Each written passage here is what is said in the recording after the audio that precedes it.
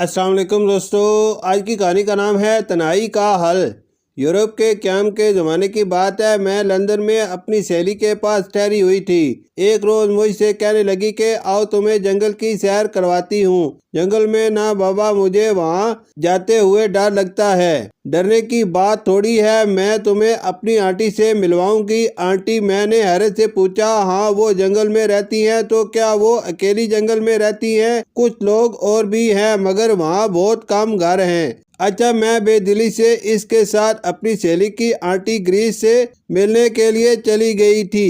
1 گھنٹے کی ڈرائیونگ پر جنگل آ گیا تھا۔ ہم دونوں ایک چھوٹے سے گھر میں آنٹی گریس کو ڈھونڈنے لگی تھیں۔ وہ باورچی خانے میں چائے کا اہتمام کر رہی تھی۔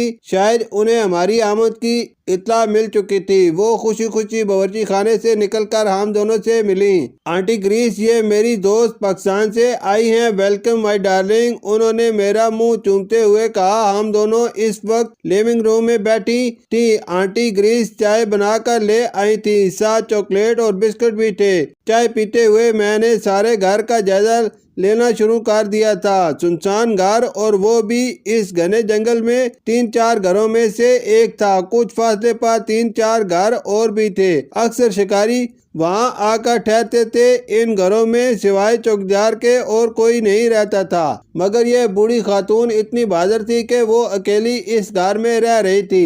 سارے گھر میں سناٹا چھایا ہوا تھا۔ مجھ سے رہا نہ گیا اور میں نے پوچھ ہی لیا تھا، آنٹی آپ اکیلی اس گھر میں رہتی ہیں؟ بچے نہیں ہیں کیا؟ بچے 2 ہیں۔ اچھا، تو کدھر ہیں؟ ان کی شادیاں ہو چکی ہیں، اپنے اپنے گھروں میں مصروف ہیں، کبھی کبھار آ جاتے ہیں۔ میں اس وقت بہت خوفزدہ ہو رہی تھی تو ان سے پوچھ بیٹھی تھی، آنٹی آپ کو اکیلے گھر میں ڈر نہیں لگتا؟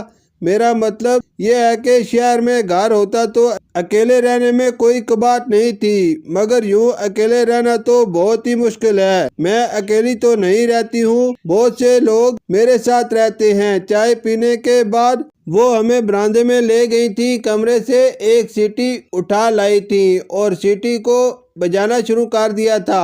ابھی چاند ہی لمحے گزرے ہوں گے تو بہت سارے پرندے آن کر ان کے کندھوں پر بیٹھ کے، رنگا رنگ کے خوبصورت پرندے تھے۔ وہ مسکرائیں اور بتانے لگی، یہ میرے ساتھی ہیں، میرے ساتھ کھانا کھاتے ہیں، میں ان سے باتیں کرتی ہوں۔ دیکھا ڈھیر سارے بچے ہیں، وہ ایک پرندے کے منہ کو چومتے ہوئے بتا رہی تھی۔ میں حیران تھی، آنٹی گریس کو دیکھ رہی تھی جو ان پرندوں کے ساتھ خوش و خرم دکھائی دے رہی تھی۔ میری حیرانگی کو دیکھتے ہوئے وہ مجھ سے گویا ہوئی، نہ صرف پرندے میرے بچے ہیں بلکہ 2 بلیاں اور 2 کتے بھی ہیں۔ میں پریشان ہو گئی تھی، پوچھ ہی نہ سکی تھی۔ اس گھنے جنگل میں اکیلے رہنا اور وہ بھی بوڑھی خاتون کا، یہ بات میرے لیے بہت حیران کن تھی۔ صرف پرندوں کو اپنی اولاد بنایا ہوا تھا۔ آنٹی گریس نے 2 بلیوں کو بلایا اور وہ چپ چاپ آ کر ان کے قریب بیٹھ گئی تھی۔ کتے اس وقت کہیں گھوم پھر رہے تھے۔ آنٹی، یہ جانور یعنی کتے اور بلیاں آپس میں لڑائی نہیں کرتے؟